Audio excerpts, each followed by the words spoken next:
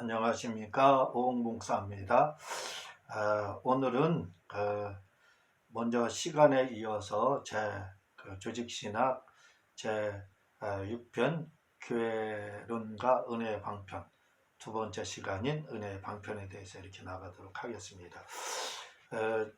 이 책은 조직신학 해석집으로서 성경 보는 안경, 우리가 안경을 써야 뭔가를 볼 수 있는 것처럼 눈 나쁜 사람들이 마찬가지로 성경을 그냥 보면은 이해하기 힘듭니다. 그러나 조직신학을 통해서 성경을 보게 되면 이해하기가 쉬워요. 왜냐하면 조직신학은 2000년에 그 신학자들의 내린 결론, 그걸 가지고 신학을 만드는 거기 때문에 깨닫는 거예요.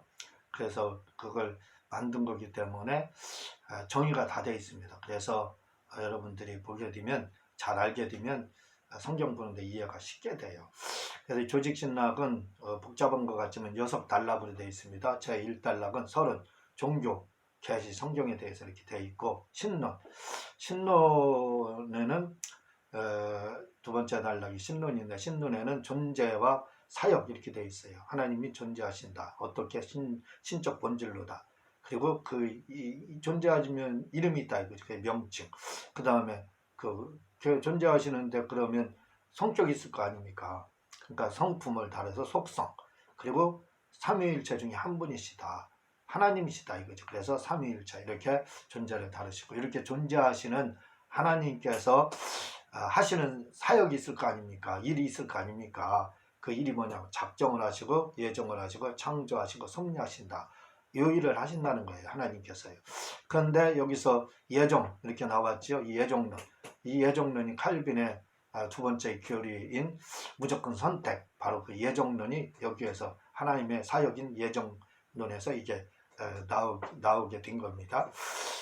그리고 제 3편은 이제 하나님을 다뤘으니까 하나님이 창조한 사람이 누구예요? 인간이잖아요. 그래서 인간을 다루게 됩니다. 인간론에는 원시 상태의 인간, 피조물이라 이거죠. 피조물 되었을 때 이걸 행위언역이라고 합니다. 여기서 행위언역이 나오고요. 두 번째는 이제 피조됐는데 죄를 저질렀다. 그래서 죄의 상태에 있는 인간, 두 번째 단락. 그걸 이제 구속언약 이렇게 말하고, 칼빈의 전적 부패가 바로 이제 여기에서 제1 교리인 전적 부패가 바로 여기에서 나옵니다. 그리고 세 번째가 이제 은혜 언약 가운데 있는 인간, 은혜 언약 안에 있는 인간, 그걸 이제 인간론에서 다루게 되고, 자, 하나님께서 신론, 하나님께서 인간을 창조하셨어요. 인간을 창조한 인간이 죄를 지었어요. 그래서 누가 오셨어요? 구원하시기 위해서 예수님 구원하기 위해서. 그래서 기독론입니다. 제4편에는. 그래서 예수님도 오셔서 그분이 이름이 있을 거 아니에요. 그래서 그의 명칭, 그리고 그분은 신이시잖아요. 그래서 명칭과 본질. 그리고 제2장에서는 그분도 신분이 있다 이거죠. 신분이 뭐냐 이거죠. 그래서 신분을 다루고 있고, 그리고 제3장에서는 직분을 다루고 있다 이거죠. 직분, 무슨 일을 하셨느냐. 그리고 제4장에서는 그리스도의 속죄, 그리스도 주님의 속죄, 이게 칼빈의 이제 속죄의 범위에서 제한적 속죄가 바로 여기서 제4장 때문에 나옵니다. 그리고 제5편에는 이제 성령론이 나와요. 봐봐요. 예수님이 오셨어요. 그래서 구원하셨어요. 근데 이 구원을 적용하는 게 누구예요? 바로 성령론이잖아요. 그래서 기독론 다음에, 기독론이 예수님에 대한 부분이에요. 예수님. 그래서 구원을 다루기 때문에 성령론. 그래서 성령론을 구원론 또는 성령론 이렇게 말합니다. 여기에는 성령의 일반은총이 있어요. 일반은총 때문에 칼빈의 제4 교리인 불강령적 은총이 여기에서 이제 나오게 됩니다. 그리고 제2장에는 부르심과 중생, 우리를 소명하셨고 우리를 구원하신 것. 그리고 제3장에서는 회개하고 믿는 것. 그래서 회개와 믿음 이걸 다루고, 제4장에서는 칭의, 우리를 하나님께서 의롭다 이렇게 말씀하셨는데 그 칭의를 제4장에서 다루고, 제5장은 성대 견인, 이게 칼빈의 제5대 교리입니다. 성대 견인, 이 부분이 제5장 성대 견인 이렇게 되어 있습니다. 그리고 제6편에는 교회론과 은혜의 방편 이렇게 이제 다루게 되는데, 먼저 시간에는 제1장 2장을 다뤘어요. 교회의 성질, 교회는 뭐냐, 에클레시아냐, 키리아케 헤메라냐, 그런 거 이제 무교회냐 유형교회냐 무형교회냐 유형교회 이 다르죠. 그리고 교회 정치 사람이 있는 곳에는 정치가 있는 교회도 정치가 있고 또 직분들이 있다 이거죠. 장로니 권사니 뭐 이런 것들이요.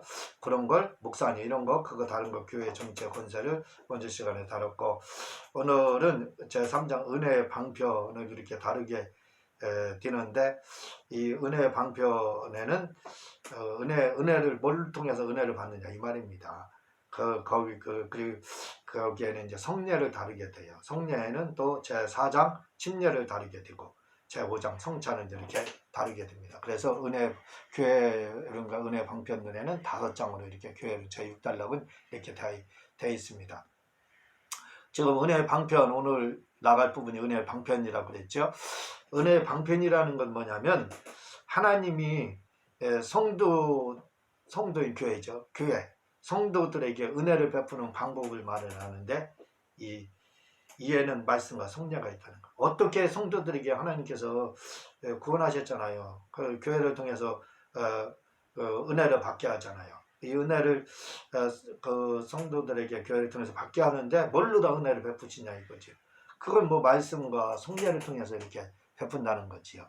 자, 그래 첫 번째 은혜의 방편으로서의 말씀.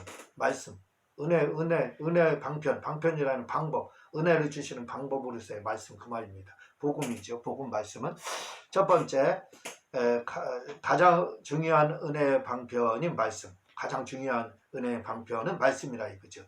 은혜라는 말은 중생케 하시고 우리를 성화시키는 하나님의 사랑, 은혜 이렇게 하나님의 사랑을 말을 하는데 은혜를 다른 말로 은총이라는 뜻입니다. 구약을 하면 은총받은 다니엘이라 하는 것처럼 은총이라는 뜻이 우리에게 은총 어떻게 은혜 사랑을 이렇게 베푸시느냐 할 때 말씀으로 우리에게 베푼다 이거죠.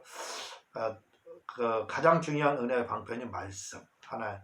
자, 두 번째 말씀과 성령. 우리가 구원받는 것과 구원받은 후 신앙이 성장하는 방법은 말씀과 성령으로 가는 거다. 말씀과 성령 이렇게 말하는 게 말씀드렸지만 신앙이 성장하는 방법 말씀과 성령밖에 없지요. 그리고 세 번째 은혜의 방편으로서의 말씀의 두 부분 율법과 복음. 말씀에는 두 부분인데 율법과 복음이 있다. 율법은 저를 깨닫게 하고 이 깨닫는 것을 가지고 복음을 받아들여서 예수님을 믿고 구원의 길을 제시하는 것. 이게 복음입니다. 그죠? 율법을 정죄를 받아서 예수님이 필요하다 해서 복음을 받아들이고 복음을 깨닫게 돼서 그 복음을 받아들이게 되지요. 그래서 또 그 복음을 통해서 중생케 되고 신앙이 성장한다 이거죠. 그래서 은혜의 방편으로 해서 말씀의 두 부분은 율법과 복음이라 이거죠. 큰 두 번째 성례 일반적인 고찰. 첫 번째 말씀과 성례의 관계. 기독교는 성례를 상징적인 요소로 받아들이나 천주교는 실제적인 요소로 받아들인다. 그래서 천주교에는 말씀보다 성례를 더 중요시 여깁니다.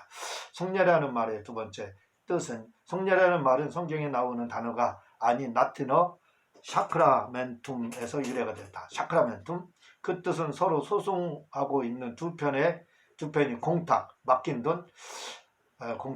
돈이라고 합니다. 한 금액의 총액 중 승수자한테 돈을 돌려주지만 패수자의 돈은 돌려주지 않고 당시 신에게 제물로 드렸다고 합니다. 패수자의 돈은 신에게 드렸다는 거예요. 이게 시크라멘툼이라는 거예요. 그런데 이 단어가 기독교 단어로 사용되게 된 이유는 첫째로 이 시크라멘툼이라는 단어가 군사적인 용법으로 쓰일 때는 군인들이 지휘관에게 엄숙히 복종할 것을 서약하는 의미로 쓰였는데 이거 시크라멘tum이 그 지휘관에게 엄숙히 복종할 것 서약한다. 이는 성도들이 성례를 복종하듯이 실제적인 의미로 쓰인다는 의미에서 이렇게 받아들이고 druh째로 이 단어가 특별한 종교 의식으로 사용될 때는 신비라는 의미로 쓰였는데 시크라멘tum이 사크라멘tum 신비라는 의미로 하나는 군사적인 의미 또 하나는 신비라는 의미로 쓰였는데 성례가 뭐예요? 미스테리오 아주 신비한 것이죠. 그래서 신비라는 단어로 쓰였다는 겁니다. 왜냐하면 성례에는 침례와 성찬이 있는데 이거 참 신비로운 거죠. 침례는 죽었다가 사는 거, 그 역할, 그걸 체험하는 거고, 성찬은 우리가 믿음으로 먹는 순간에 주님의 살갑이로 우리가 바뀌기 때문에 이게 신비한 거잖아요. 그래서 성례라는 말이 사크라멘툼에서 이렇게 쓰였다는 겁니다. 큰 세 번째, 성례의 구성 요소. 여기서 성례라는 말은 세례와 성찬을 의미하는 말이기 때문에 성례의 구성 요소는 세례와 성찬이죠. 이렇게 크게 두 가지로 이렇게 되어 있죠. 기독교에서는 성례를 이처럼 세례와 성찬으로 보지만 기독교에서는 성례 거룩한 예식이라 이거죠. 성례란 거룩한 예식, 교회에서 지키는 거룩한 예식인데 이것은 개신교는 두 가지, 세례와 성찬 이렇게 이야기하는데 천주교는 10가지, 이 7가지를 성례로 보고 있습니다. 교회에서 거룩한 예식으로. 초대교회는 10가지로 봤다는 거예요. 그런데 이런 성례를 외적 가시적인 표시라고 보는 이유는 외적인 물과 빵과 포도주를 통해 주기 때문에 성례를 외적 가시적인 표시 이렇게 하는 물과 포도주를 하잖아요. 빵과 이런 그래서 이제 그렇게 보는 거고 신약에는 두 가지 성례만 인정했죠. 침례와 성찬만 인정하는데 그러나 초대교회는 10가지, 천주교는 7가지라는 겁니다. 저는 농업교회에서는 성례 수가 더 많아요. 당시 축사와 성례 중에 거룩한 예식이 초대교회에서는 축사, 결혼도 성례에 들어갔다는 거예요. 지금 천주교회는 결혼도 성례에 들어가거든요. 그래서 천주교에서는 이혼이라는 말이 없대요. 취소라는 말이 있어도 이혼이라는 말은 없다는 거예요.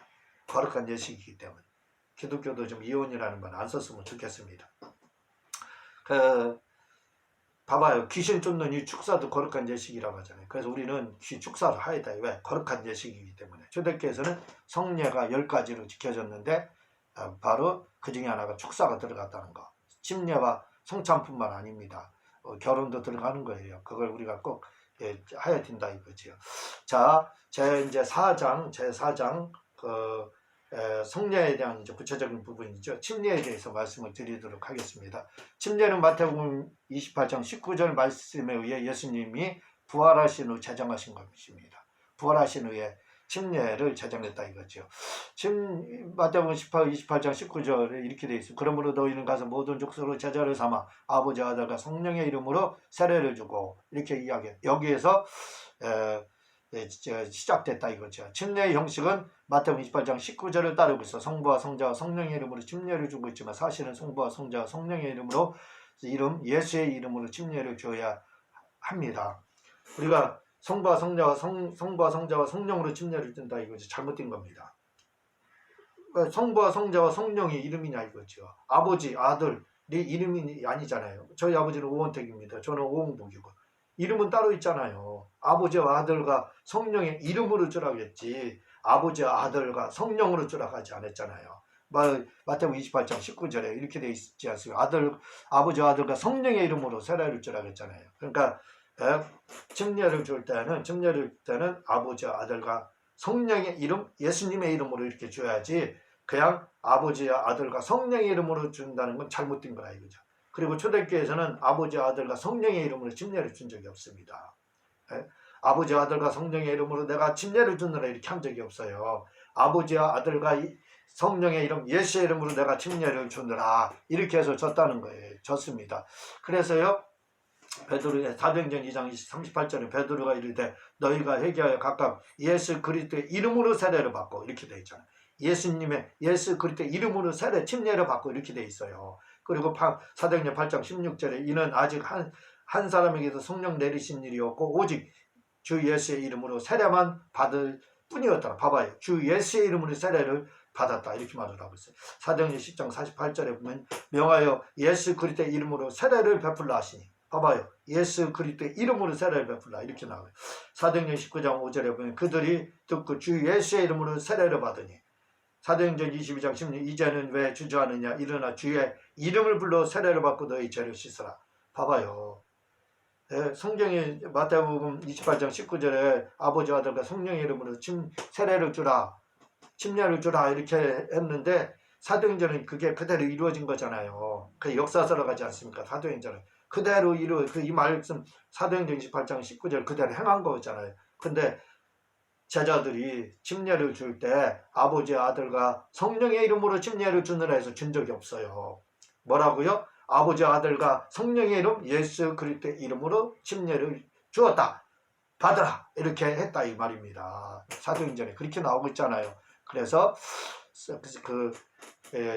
저는 이렇게 말합니다. 아버지와 아들과 성령의 이름으로 아버지와 아들과 성령의 이름 예수의 이름으로 침례를 받지 않은 사람들은 다시 침례를 받아야 돼요. 세례받은 사람들도 다시 침례를 받아야 됩니다. 왜? 침례를 받지 않았기 때문에. 네. 그 약식 세례가 언제부터 시작이 됐느냐면 2세기 초부터 시행됐다고 합니다. 그 이전 사도들이 준 침례, 왜 이 약식 세례가 나오느냐? 이렇게 약식 세례가 시작된 이유는 카타콤이라는, 카타콤, 이게 무덤이라는 뜻이야. 카타콤, 무덤 속에 있는 핍박을 피해서 무덤 속을 피했잖아요. 신자들이 물 속에 빠지는 침례를 할 수 없게 되자 어쩔 수 없이 약식 세례를 주었다는 겁니다. 아니 무덤 속에 무슨 물이 있어요? 그래서 약식 세례를 주었다는 겁니다. 그러면 물이 없을 때는 약식 세례가 가능했지만, 그러나 지금 물이 많이 있기 때문에 침례를 받아야 하는 겁니다. 또한 천주교는 약식 세례가 곧 구원이라 해서 죽어간 사람에게도 반드시 약식 세례를 주고, 침례교회는 죽기 직전에 있는 사람들 침례를 줍니다. 약식 세례를 줘요. 왜? 침례를 받지 않으면 구원받지 못한다. 이렇게 되어 있기 때문에. 그리고 조산원의 영아가 있으면 영아에게도 조산원에게 세례 줄 권한을 줘서 세례 주라고 하고 있습니다. 그 정도로 구원과 관계된 거거든요. 그래서 올해도 이 침례를 줘야 되는 겁니다. 왜냐하면 마가복음 16장 16절에 보면요, 믿고 침례를 받는 사람은 구원을 얻을 것이요 믿지 않는 사람은 정죄를 이렇게 했잖아요. 침례를 받는 사람만, 믿고 침례를 받는 사람은 구원을 얻을 것이요 이렇게 되어 있습니다. 그리고 침례를 수도교에서는 예수님을 영접하는 또 다른 방편으로도 이렇게 봤거든요. 그래서 저는 개인적으로 천주교의 이 침례를 받아야 구원을 받는다, 세례죠 그들은요, 그 말을 받아들입니다. 그렇게 해야 된다고, 개신교도 그렇게 해야 된다고 저는 그렇게 생각을 합니다. 첫 번째, 세례에 바른 양식. 침례교회는 세례에 합당한 양식이 침례라고 말하고, 침례가 세례의 본질이며 세례로 시행된 세례는 침례가 아니며, 침례는 예수님의 죽음과 부활을 체험하는 것이기에 진정한 세례는 침례라고 주장합니다. 침례교에서는 세례는 잘못됐다, 침례가 맞다, 그 말입니다. 저도 그걸 주장해요. 왜냐하면 성경에서는 세례라는 말이 단 한마디도 나오지 않고, 불교 용어예요. 세례라는 말이 불교 용어에서 나온 말입니다. 세례라는 말이. 초파일러 와보세요. 불상 놓고 거기다 물 따르잖아요. 그 세례식 하잖아요. 거기서 나온 겁니다. 그러나 안 나와요. 그래, 성경에서는 세례라는 말이.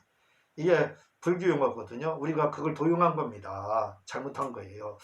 성경에서는 밥티즈로 나옵니다. 밥티즈라는 말은 물에 담그다, 씻어 정결하게 하다, 이렇게 돼 있어요. 그래, 다시 말해, 세례는 단지 죄만 씻는 정결의식이다, 죄만 씻어 정결하게 한 경험이라 이렇게 한다 이거죠. 그러나 밥티즈의 경험을 하지 못합니다. 물에 담궈서 죄를 씻는 그 경험을 하지 못한다 이거죠. 침례를 행하여 맞는다 이 말입니다. 여기 이제 침례에서 물속에 잠깐 1초 동안 들어갔다 나와요. 1초 동안. 그냥 침례 받았다는 건 뭐예요? 땅 속에 자기 육체가 물속에 들어가는 육체가 무덤 속에 들어간 겁니다. 그리고 나온 건 뭐예요? 부활한 겁니다. 부활. 그러니까 주님의 죽음과 부활을 그대로 참여하는 것, 경험하는 것이 바로 침례예요. 그러므로 침례를 받았다는 것, 그 땅 속에서 자기 육체와 죄를 묻었다는 말이고, 또한 물에서 나왔다는 것은 거듭남과 부활을 상징하는 것입니다. 다시 말해 침례는 예수님이 죽으셨다 부활하신 것 같이 우리도 죽음과 부활에 체험하는 것이며, 예수님의 죽음과 부활을 체험하는 것이 바로 침례인 것입니다. 그러므로 세례는 단지 죄만 씻지 예수님의 죽음과 부활을 체험하지 못하고, 또한 나의 죽음과 부활도 체험하지 못하는 것입니다. 그래서 세례가 맞지 않고 침례가 맞는 것입니다. 자, 골로새서 2장 12절에 보면요, 너희가 침례로 그리스도와 함께 장사되고 또 죽은 자들 가운데서 그를 일으키신 하나님의 역사를 믿음으로 말미암아 그 안에서 함께 일으키심을 받았느니라 하며 골로새서 2장 12절에도 뭐예요? 침례를 받으면 예수님과 함께 죽었다가 살아나고 예수님 부활하는 거고 죄가 죽고 또 거듭나는 걸로 이렇게 골로새서 2장 12절에서도 말한다 이거죠. 유아 침례에 대해서 말씀을 드리겠어요. 유아 침례에 대해서 사람들이 그 맞느냐 안 맞느냐 이렇게 말하지만 고린도전서 10장 1, 2절에 보면요. 형제들아 너희가 알지 못하기를 내가 원치 아니하노니 우리 조상들이 다 구름 안에 있고 바다 가운데로 지나매 모세에게 속하여 다 구름과 바다에서 세례를 받고 이렇게 침례를 받고 이렇게 되어 있습니다. 자, 무슨 말인가 하면은 왜 출애굽할 때 홍해를 건너가게 했느냐 이거예요. 그건 바로 침례를 받게 하는 거. 홍해바다 물이 막 그냥 물부다 쳤을 거 아니에요. 그걸 지나간 게 뭐라고요? 침례받은 거라는 겁니다. 자, 이렇게 될 때 유아 침례에 대해서 말씀드릴게요. 어른들만 그 홍해바다 통과했습니까? 뱃속에 있는 아이도 통과하고 그리고 젖 먹으면서 통과하고 젖 먹이 아이도 통과하고 1살짜리도 통과하고 2살짜리도 통과했다 이거죠. 홍해바다를. 그럼 어떻게 돼요? 침례를 받은 거 아닙니까? 그렇잖아요. 어른들만 받은 게 아니라 침례 받게 하기 위해서 왜 죽음과 부활, 제사함과 거듭남을 체험하는 것이 바로 그 실제를 체험하는 것이 침례. 그래서 홍해바다에서 그들은 침례를 받았어요. 그래서 사실은 그 홍해바다를 걷는 사람들, 이스라엘 사람들이요. 그 출애굽할 때 홍해바다를 걷는 사람들만 사실은 구원받은 사람들. 이렇게 보면 적당한 겁니다. 그들만 천당 아니면 천국 간 거예요. 그들만. 예? 왜냐하면 믿고 침례를 받는 사람은 구원 얻을 것이요. 마가복음 16장 나왔잖아요. 이렇게 말씀하잖아요. 그러니까 그래서 침례를 주기 위해서 홍해바다를 건너게 한 겁니다. 그때 어린 아이들도 같이 갔잖아요. 그러니까 유아 침례가 인정되는 겁니다. 유아도 침례 받았으니까 그렇게 인정이 되는 거예요. 자, 제5장 은혜 방편 중에서 제5장 마지막 장입니다. 성찬에 대해서. 성찬은 예수님께서 돌아가시기 전 유월절에 제정하신 것으로 떡과 포도주는 주님이 찢으신 살과 피를 상징하는 것으로 이를 먹고 마심으로 그리스도의 희생과 열매에 참여하는 것이 되는 것입니다. 가톨릭은 이는 내 몸이니라는 예수님의 말씀에 근거해서 성찬을 베풀 때 떡과 포도주가 예수님의 살과 피로 변한다고 주장하여 화채설을 전행하고 루터파는 성찬이 베풀어질 때 몸과 피로 된 예수님 육체가 직접 오신다고 하여 공제설을 주장했고 쯔붕글리파는 성찬은 하나의 영적 진리나 축복의 상징이라 하여 상징설을 주장했고 칼빈은 성찬시 떡과 포도주가 예수님의 살과 피를 직접 변화하거나 장소로 임하는 것이 아니라 단지 영적으로 임한다고 주장하여 영적 임재설을 주장했습니다.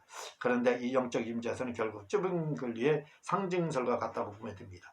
자, 무슨 말이냐면 천주교는 그냥 떡과 포도주가 성찬하는 그 순간에 예수님의 살과 피를 변한다는 거예요. 루터파는 성찬이 베풀어질 때 예수님의 몸과 피로 된 예수님의 육체가 직접 오신다고 하여 공제설. 성찬이 베풀어질 때 몸과 피로 된 예수님의 육체가 직접 오신다. 그래서 공제설 이렇게 이야기를 합니다.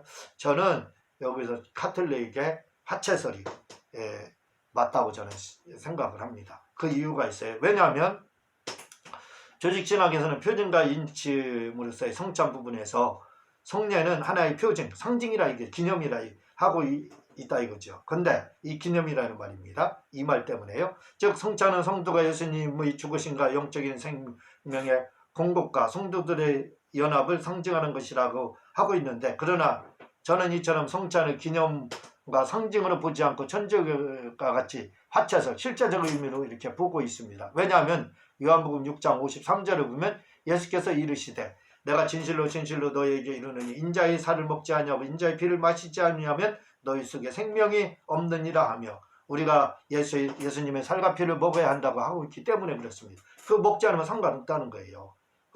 그러니까 화채설이 가깝다 이거죠. 실제로 주님의 살과 피를 먹는 거라 이 말입니다. 그런데 이 말씀은 비유도 상징도 아닌 실제적 사건이라고 주님은 지금 말씀하고 있습니다. 실제라 이거죠. 다시 말해 진짜 우리가 예수의 피를 마시고 예수의 살을 먹어야 생명이 있다는 것이 성경 말씀인 것입니다. 성경은 진짜 먹어야 예수님의 살과 피를 생명이 있다는 거예요. 그렇다면 우리가 어떻게 진짜 예수의 살과 피를 먹을 수 있느냐는 것입니다. 그것은 성찬을 통해서만 가능하다는 것이 성경 말씀. 예수님의 피와 살을 어떻게 먹느냐. 우리가 먹어야 된다, 먹는다 이렇게 하잖아요. 먹어야 나와 관계 있다 이렇게 말씀을 했잖아요. 그런데 마시지 않으면 내 속에 생명이 없다고 그랬잖아요. 인자의 피를 마시지 않으면, 인자의 살을 먹지 않으면. 근데 뭘로다? 진짜 먹는 행인 거면 성찬이잖아요. 성찬을 통해서 주님의 살과 피를 먹잖아요. 그러니까 이게 실제적인 행위다 이거죠. 자, 왜냐하면 고린도전서 11장 24절 25절에 보면은 기념이라는 말이 나옵니다. 기념이라는 말이. 자, 축사하시고 떼어가실 때 이것은 너희를 위하는 내 몸이니 이것을 행하여 나를 기념하라. 고린도전서 11장 24절. 고린도전서 11장 25절. 식후에 또한 이와 같이 잔을 가지시고 가라사대 이 잔은 내 피로 세운 새 언약이니 이것을 행하여 마실 때마다 나를 기념하라. 이 기념이라는 말이요. 기념이라는 말 나오는데 이 기념이라는 말이 뭘로다 돼 있느냐면, 그래서 우리가 이걸 뭐라고 기념이라는 말이 연중 행사로 생각한다 이거지요. 그러니까 1년 오면은 성일과 같이 1년 연중 행사 이렇게 생각하는데 이 청찬이 그런 게 아니라 이거죠. 왜? 기념하라는 말 때문에 그렇다는 겁니다. 자, 기념이라는 말이 실제적인 의미예요. 아남네시스 헬라어로 이렇게 되어 있습니다. 그 뭐냐면 기념, 기억, 회상하다 이렇게 되어 있어요. 이 뜻을 가지고 있어요. 근데 이 말은 아나님 네스코라는 말에서 왔어요. 그 뜻은 뭐냐면 생각해내다, 기억을 되살리다, 생각나게 하다, 생각나게 하다 하는 뜻에서 왔습니다. 아나임 네스코에서 아남네시스가요. 그런데 이 아나님 네스코라는 말은 결혼 기념일과 같은 기념적인 의미가 아니라 그때 상태로 돌아가는 의미, 그때 상태로 돌아가라는 거예요. 돌아가라는 뜻으로 되어 있다는 겁니다.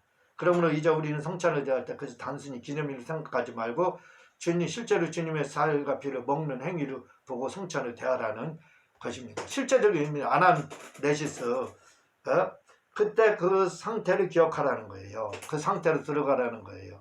자, 한번 고린도전서 11장 24, 25절의 기념이라는 말을 우리는 마치 결혼기념일과 생일기념일과 연중 행사와 같은 것으로 생각합니다. 그러나 이 기념이라는 기억은 그렇게 연중 행사나 결혼 기념일을 기념하다 하듯 하라는 뜻으로 되어 있지 않고 마태복음 26장 26에서 28절에 말해서 말씀하시듯 받아 먹으라 이것이 내 몸이니라. 이것은 제사함을 얻게 하려고 많은 사람을 위하여 흘리는 나의 피니라 하고 말씀하신 의미를 기억하고 지키라는 말로 되어 있는 것입니다. 다시 말해 이것은 진짜 나의 살과 피니 이 의미를 너희는 기억하고 지키고 나의 살과 피를 먹어야 한다는 의미라는 거예요. 다시 말해 고린도전서 11장 24, 25절에서 그렇게 성찬의 의미를 기억하고 지키라 라고 되어 있지 단순히 생일기념일과 같은 기념행사로 되어 있지 않다는 겁니다. 실제적 기념이라는 말은 실제로 우리가 성찬을 통해 예수의 살과 피를 먹는 행위임을 기억하고 지키라는 말로 이렇게 되어 있는 겁니다. 기념이라는 말이 아남네시스, 이것을 기억해내다 내라 이거예요. 뭘 기억해내느냐? 그 의미를 언제 마태복음 26장 26에서 28절 받아먹으라 이것이 내 몸이니라. 이것은 내 죄사함을 얻게 하라고 많은 사람을 위하여 흘리는 나의 피니라. 이 예수님의 피를 받아 먹으라. 이것이 내 몸이니라. 요걸 기억하라는 의미라는 거예요. 요걸 기억해서 그 실제적 의미를 지키라. 그런 뜻이라는 겁니다. 그래서 우리는 성찬을 대할 때 이게 주님의 진짜 살과 피다. 이런 마음으로 대해야 돼. 그래서 주님의 나의 살과 피를 먹지 않으라 상관없다고 했잖아요.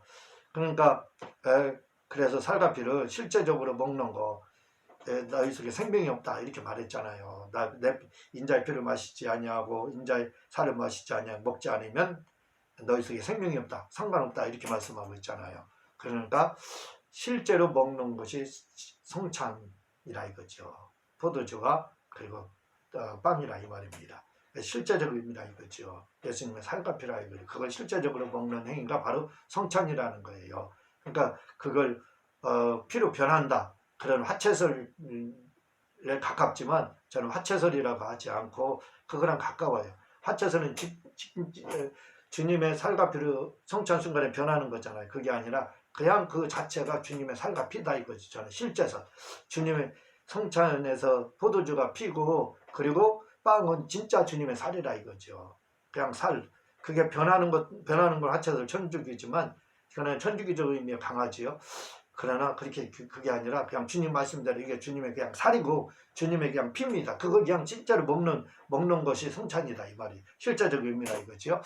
마태복음 26장 26절 저희가 먹을 때 예수께서 떡을 가지사 축복하시고 떼어 제자들을 주시며 가르치되 받아 먹으라 이것이 내 몸이니라 하시고 또 마태복음 26장 27절 또 잔을 가지사 사례하시고 저희에게 주시며 가르치되 이것은 너희가 다 이것을 마시라. 이것은 제사함을 얻게 하려고 많은 사람을 위하여 흘리는 바 나의 피 곧 언약의 피니라. 이렇게 주님의 진짜 살과 피를 먹는 거라는 거예요.